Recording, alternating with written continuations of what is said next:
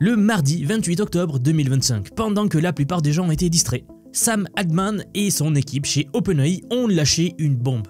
Bonjour, et cette fois ce n'est pas une annonce vague sur l'avenir de l'intelligence artificielle. Non, cette fois OpenAI nous ont donné des dates très précises. Septembre 2026 pour un agent de recherche IA automatique et mars 2028 pour un chercheur IA complètement autonome.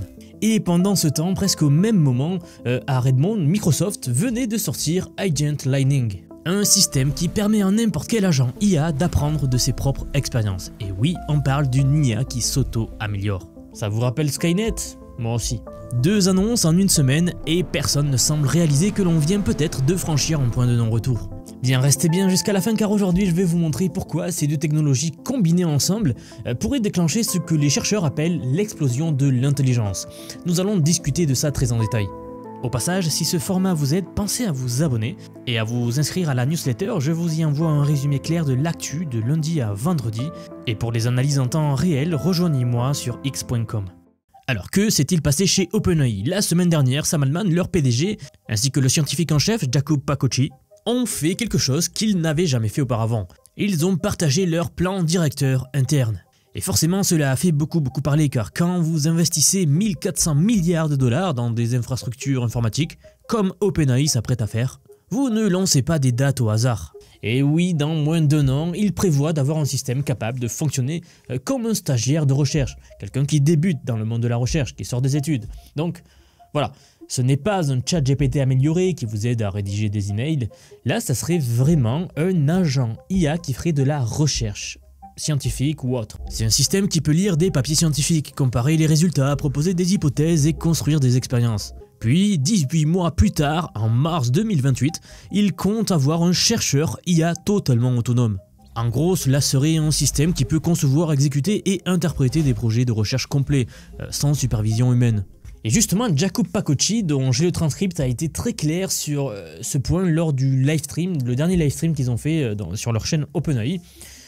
Il ne s'agit plus de savoir si l'IA peut écrire du code ou de générer des images en fait. La vraie question pour eux maintenant c'est quand est-ce que l'IA pourra-t-elle devenir un employé à temps plein dans un laboratoire de recherche? Sacrée question.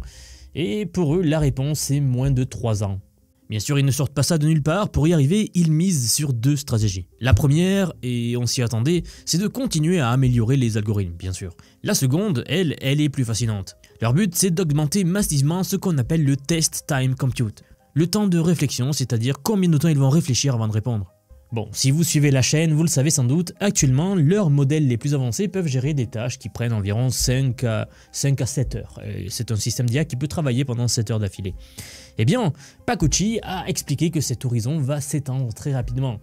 Dans un premier temps pour atteindre la même limite que Claude, et dans un second temps pour même les dépasser. Pour des percées scientifiques majeures, ça vaudrait même le coup de dédier des centres de données entiers à un seul problème. Non, vraiment, imaginez. Et le même jour où OpenAI révélait sa roadmap, son plan directeur, ils finalisaient aussi leur transformation en entreprise à but lucratif. Vous le savez, il y a eu une très grande polémique par rapport à ça. La fondation à but non lucratif OpenAI conserve 26% des parts et 25 milliards de dollars dédiés à la lutte contre des maladies, mais le reste peut maintenant lever des fonds massivement. Et laissez-moi vous dire que cette restructuration n'est pas une coïncidence. Quand vous prévoyez de construire 30 gigawatts, rien que ça, d'infrastructures informatiques, vous avez besoin de capitaux colossaux. Et eux, ils ont convaincu que leur timeline de 2028 n'est pas juste aspirationnelle, mais qu'elle est réaliste, puisque les capitaux affluent, oui. Et vous savez, souvent on me demande, oui, mais c'est une bulle, oui, mais c'est de l'argent qui est investi qui va être perdu. Laissez-moi vous dire que les gens qui sont en capacité d'investir autant d'argent, car là on parle de dizaines, de centaines, de milliers de milliards de dollars, ces gens-là, ce ne sont pas des rigolos, ils savent ce qu'ils font avec l'argent. Donc oui, autant de capitaux qui affluent, c'est car ils voient quelque chose arriver.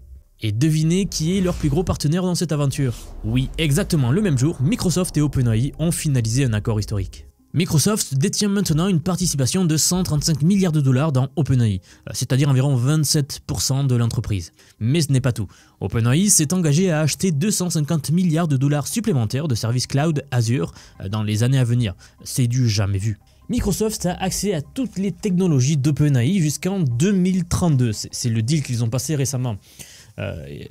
Y compris apparemment les modèles qui atteindront l'AGI. Bon, même si là c'est spéculatif à ce jour. Maintenant justement, parlons de ce qu'il se passe du côté de Microsoft. Quelques jours avant l'annonce d'OpenAI, ils ont discrètement lancé Agent Lightning. Et honnêtement, ça pourrait être encore plus révolutionnaire que ce que OpenAI vient d'annoncer. Je vous le disais, Agent Lightning, c'est un système IA qui permet à n'importe quel agent IA d'apprendre par renforcement, sans avoir à se réentraîner à nouveau. Avant ça, si vous vouliez améliorer votre IA, vous deviez pratiquement reconstruire la moitié du système. Ici, c'est un système qui va observer ce que fait votre agent IA, quelles questions il reçoit, comment il répond, ce qui fonctionne, ce qui ne fonctionne pas, puis il va lui apprendre à s'améliorer à partir de ces expériences-là. Lors de leur annonce, Microsoft nous a annoncé qu'ils l'ont testé dans 3 domaines différents. Donc, d'abord, ils ont créé une IA qui transforme les questions en requêtes SQL pour interroger les bases de données, autrement dit dans le domaine de l'informatique. Ensuite, ils l'ont essayé avec un système qui fouille dans 21 millions de documents Wikipédia pour trouver et résumer des réponses précises. Et enfin, pour finir, ils lui ont donné des problèmes mathématiques et l'ont connecté à une calculatrice, la Wolfram, pour qu'il puisse résoudre des calculs étape par étape. Bon, bien sûr, c'est pas une calculatrice pour faire de simples additions. Dans tous les cas, l'IA est devenue nettement meilleure au fur et à mesure qu'elle s'entraînait. Et maintenant arrive le moment crucial. Quand vous combinez ce qu'OpenAI vient d'annoncer avec ce que Microsoft vient de sortir, vous obtenez quelque chose de potentiellement explosif. Un système d'IA qui peut conduire de la recherche scientifique autonome, qui peut continuellement s'améliorer à partir du retour de ses propres expériences. C'est exactement la recette de ce que les chercheurs en IA appellent l'amélioration récursive. Le concept est simple. C'est une IA suffisamment avancée pour s'améliorer elle-même. Et cette intelligence artificielle-là, améliorée, peut ensuite créer une version encore meilleure. Et cette version encore meilleure peut à son tour s'améliorer davantage, etc. Le cycle s'accélère exponentiellement. C'est ce qu'on appelle l'explosion de l'intelligence dans le domaine de l'IA. Si vous êtes nouveau dans ce domaine ou si vous êtes nouveau à suivre la chaîne, un petit point de contexte, c'est le statisticien I.J. Good qui a théorisé ce concept dès 1965. Il avait prédit qu'une machine ultra intelligente pourrait concevoir des machines encore meilleures, et que cela déclencherait donc une explosion de l'intelligence, laissant l'intelligence humaine loin derrière. C'est cette boucle d'auto-amélioration, vous savez, une IA qui s'améliore elle-même pour s'améliorer encore plus, etc. Eh bien, pendant des décennies, c'est resté de la science-fiction. Mais là, on voit les premières preuves concrètes que ça commence à se produire maintenant. Je vous le rappelle, en juin 2025, il n'y a pas longtemps, DeepMind a dévoilé AlphaEvolve, qui était un agent IA évolutif qui utilise un modèle de langage pour concevoir et optimiser des algorithmes informatiques. En gros, le système, il va prendre un algorithme informatique initial, il va le faire muter en quelque sorte, c'est le terme, et il va générer de nouveaux candidats et sélectionner les plus prometteurs pour les itérations suivantes. Bon, souvenez-vous, on l'avait analysé dans une vidéo, mais AlphaEvolve avait déjà fait plusieurs découvertes algorithmiques et, plus important encore, il avait été utilisé pour optimiser ses propres composants. C'est de l'auto-amélioration récursive en action. Ce qui est fou, c'est que DeepMind ne s'arrête pas là. Les résultats qu'ils ont publiés viennent des modèles de génération précédentes. Et ce système-là a déjà été implémenté dans les centres de données de Google, on en avait parlé également. Il a amélioré la conception matérielle de leur TPU, de leur puce de calcul, et il a optimisé l'entraînement de Gemini. Donc oui, l'IA s'est rendue elle-même meilleure. Et ça, c'était avec les anciens modèles. Personne ne sait ce que les versions actuelles produisent en ce moment même. Alors une question très simple, pourquoi est-ce que tout cela devrait vous intéresser? Parce que nous parlons potentiellement du plus grand tournant de l'histoire de l'humanité. Et plus que potentiellement, j'ai envie de dire, certainement. Le fameux Leopold Aschenbrenner, ancien membre d'OpenAI, a écrit un essai intitulé Situational Awareness, où il explique que le temps entre l'AGI et la superintelligence pourrait être extrêmement court. Car en fait, une fois que nous atteignons le point où l'IA peut conduire sa propre recherche, eh bien le saut vers la superintelligence pourrait se produire très rapidement. Et ce point d'inflexion se situe exactement là où OpenAI a mis sa date butoir de mars 2028. Ça vous semble un peu tôt, n'est-ce pas? C'est pour cela que toutes ces entreprises tech injectent des milliards et des milliards, des centaines de milliards, voire des trillions, donc l'unité anglaise, des milliers de milliards de dollars dans cette course effrénée. Tous les jours, on apprend qu'il y a un nouveau méga investissement massif dans ce domaine-là. Nvidia vient d'ailleurs de franchir les 5 trillions de dollars de capitalisation boursière le 29 octobre.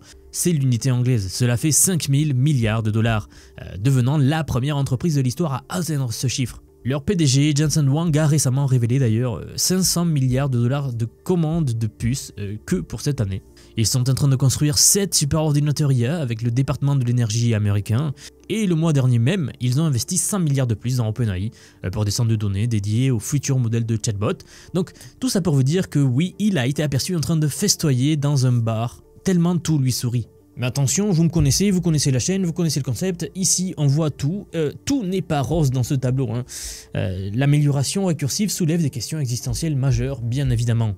Les chercheurs parlent d'effondrement de modèles, c'est un terme dédié. C'est en fait un processus dégénératif où les modèles d'IA sont trop dépendants des données générées, ce qui érode la fidélité au fil des générations. En gros, on a du mal à trouver plus de données pour les alimenter aujourd'hui, ou du moins des données de qualité. Certains experts suggèrent que préserver 10% des données originales dans les boucles d'entraînement peut garantir la fiabilité à long terme. Ce serait une protection contre les scénarios d'explosion d'intelligence incontrôlée. Par exemple, Paul Christiano, qui est le directeur de l'US AI Safety Institute, pense que l'amélioration récursive est possible, mais que le scénario le plus probable, c'est une montée progressive des capacités de l'IA, et que cela pourrait nous donner l'opportunité d'intervenir avant que les systèmes ne deviennent dangereusement capables. D'autres, par exemple, comme Eliezer Yudkowsky, soutiennent qu'une IA à amélioration récursive déclenchera probablement un décollage très dur de l'IA, et une augmentation rapide et brutale des capacités. Dans sa vision, l'augmentation exponentielle de l'intelligence produirait un retour exponentiel en bénéfices, en ressources, etc., qui alimenterait encore plus de retours à l'étape suivante et ainsi de suite, donc une progression exponentielle. La vérité, et je vous le dis droit dans les yeux, c'est que personne ne sait rien. Vous le savez, ici on est du côté de la réalité, on regarde ce qu'il se passe, vraiment, d'au-dessus, on essaye du moins. Et bien, certains chercheurs estiment qu'il y a seulement 5% de chances qu'on voit une explosion de l'intelligence dans les prochaines années, alors que d'autres voient que ça va accélérer. Et encore d'autres, comme des anciens chercheurs d'OpenAI, Microsoft, Stanford, etc., prédisent que l'AGI arrivera dès 2027-2028. L'ancien PDG de Google, Eric Schmidt, à qui on a dédié quelques vidéos sur la chaîne, a prédit fin 2024 que dans environ 5 ans, les systèmes commenceront à écrire leur propre code. Il a appelé ce point d'inflexion un changement de pente. Ce qui est fascinant, c'est qu'on n'aura peut-être pas à attendre aussi longtemps pour le savoir. Si OpenAI tient sa promesse de septembre 2026, c'est demain, dans moins d'1 an, nous verrons les premiers stagiaires de recherche IA en action. Rien que ça. Et si Microsoft continue de peaufiner Agent Lightning, nous aurons un système permettant à ces stagiaires d'apprendre exponentiellement plus vite. Donc la combinaison des deux crée une boucle de rétroaction qui s'accélère bien plus rapidement que quiconque ne l'anticipait. DeepMind a probablement une roadmap similaire quelque part dans les bureaux, car oui, Google ne va pas rester les bras croisés pendant qu'OpenAI et Microsoft avancent, Anthropic non plus, Elon Musk non plus. Vous l'avez compris maintenant, nous sommes dans une course à l'armement de l'intelligence artificielle. Et l'arme la plus puissante n'est pas la plus grosse IA, c'est l'IA qui peut se rendre elle-même meilleure. Les implications concrètes sont vertigineuses. Dans le domaine médical, une IA capable de recherche autonome pourrait accélérer la découverte de nouveaux médicaments, on en parle souvent ici. Pareil, en sciences des matériaux, on pourrait concevoir des batteries révolutionnaires, ou des supraconducteurs à température ambiante, le saint graal de ce domaine-là. En physique fondamentale aussi, elle pourrait résoudre des mystères qui ont échappé à l'humanité pendant des siècles, elle pourrait même peut-être résoudre le mystère de Atlas, qui sait. Mais ayant dit tout cela, il y a le revers de la médaille. Cette même technologie pourrait automatiser des millions d'emplois, ça vous le savez, y compris des emplois qualifiés que l'on pensait à l'abri. Les analystes, les chercheurs, les ingénieurs, même les scientifiques pourraient voir leur rôle radicalement transformé. Et pas nécessairement éliminé, comprenez-moi bien, mais fondamentalement changé. Le marché du travail que nous connaissons aujourd'hui n'existera probablement plus dans sa forme actuelle d'ici 2030. Et il y a une question encore plus profonde. La question n'est pas de savoir si l'IA va devenir plus intelligente que nous. La question, c'est si elle restera sur notre contrôle quand ça sera le cas. Ce qui est frappant dans tout ça, c'est la rapidité avec laquelle les choses évoluent. Aujourd'hui, on parle de systèmes qui peuvent conduire leur propre recherche scientifique. Dans 3 ans, si OpenAI a raison, nous aurons des chercheurs IA autonomes. Et si le cycle d'amélioration démarre vraiment, le délai entre ça et la superintelligence pourrait être mesuré en mois et non pas en années. On est possiblement à quelques années du moment le plus transformateur de l'histoire de l'humanité, ça j'en suis convaincu. Un moment où l'intelligence artificielle cesse d'être un outil que nous utilisons et devient un vrai partenaire de travail. Que vous soyez excité ou terrifié par cette perspective, une chose demeure claire, il est temps de se préparer. C'est ce que je vous disais, on ne peut pas aller dans le sens inverse de l'histoire. comme on ne peut pas arrêter les tempêtes, comme on ne peut pas faire tomber la pluie. Et il est temps de comprendre comment fonctionne cette technologie, il est temps de se former. Parce que voilà le truc, même si l'explosion de l'intelligence ne se produit pas exactement comme prévu, même si ça prend 5 ou 10 ans au lieu de 3, l'IA, elle va quand même transformer radicalement notre monde, qu'on le veuille ou pas. Ceux qui comprennent comment travailler avec ces systèmes, comment les utiliser, comment les améliorer, ce seront ceux-là qui prospéreront dans ce nouveau monde. Malheureusement, ceux qui restent à l'écart risquent de se retrouver complètement dépassés. Alors, si vous vous demandez comment rester pertinent dans le monde où l'IA peut faire de la recherche autonome, où les agents peuvent apprendre continuellement de leur expérience, où la frontière entre l'humain et la machine devient de plus en plus floue, alors, messieurs, dames, j'ai quelque chose pour vous. J'aimerais vous dire que depuis quelques mois déjà, j'ai construit un programme d'apprentissage unique. Je vous apprends l'IA sous tous ses aspects. C'est un parcours pensé pour vous transmettre tout ce que je sais. Alors non seulement sur les modèles comme ChatGPT, Gemini de Google, Grok que l'on vient de voir, mais bien d'autres. Je vous montre surtout en fait la manière de les intégrer concrètement dans votre vie, dans votre travail, dans vos projets. Et ce, que vous soyez salarié, indépendant, entrepreneur ou même à la retraite, nous avons beaucoup de retraités dans la communauté. J'ai récemment sorti la plus grosse mise à jour à ce jour de la formation. Ça fait un petit moment que j'en parlais, mais ça y est, elle est là, elle est en ligne. Donc un module entièrement dédié à l'automatisation par IA. Autrement dit, la création des agents IA, des espèces de salariés virtuels qui vont travailler pour vous et tout faire pour vous. En somme, vous faire gagner des heures et des heures et des heures. Vous êtes déjà plus de 4500 personnes à avoir rejoint ce programme, donc nous approchons des 5000, merci pour le soutien. Et enfin, sachez qu'il n'y a pas besoin d'être développeur, pas besoin d'avoir un profil technique, je vous prends par la main, et pas à pas avec des leçons vidéo claires, des cas pratiques concrets, on voit tout ce qui touche à l'IA. Dernier point mais pas des moindres, si vous nous rejoignez aujourd'hui, vous aurez accès à toutes les évolutions du futur sans surcoût, accès illimité à vie à tout ce que je veux vous apprendre. Donc aujourd'hui c'est un paiement unique, ce n'est pas un paiement mensuel, c'est juste un paiement unique et vous aurez accès à vie à toutes les mises à jour que je vais faire en permanence et que je fais en ce moment même. Si cela vous intéresse, vous avez les liens en dessous de la vidéo, donc soit en description, soit en commentaire épinglé pour nous rejoindre. Dans tous les cas, moi je serai très heureux de vous accueillir dans le programme. Si vous êtes encore là, merci d'avoir regardé jusqu'au bout et je vous dis à très vite pour la prochaine vidéo.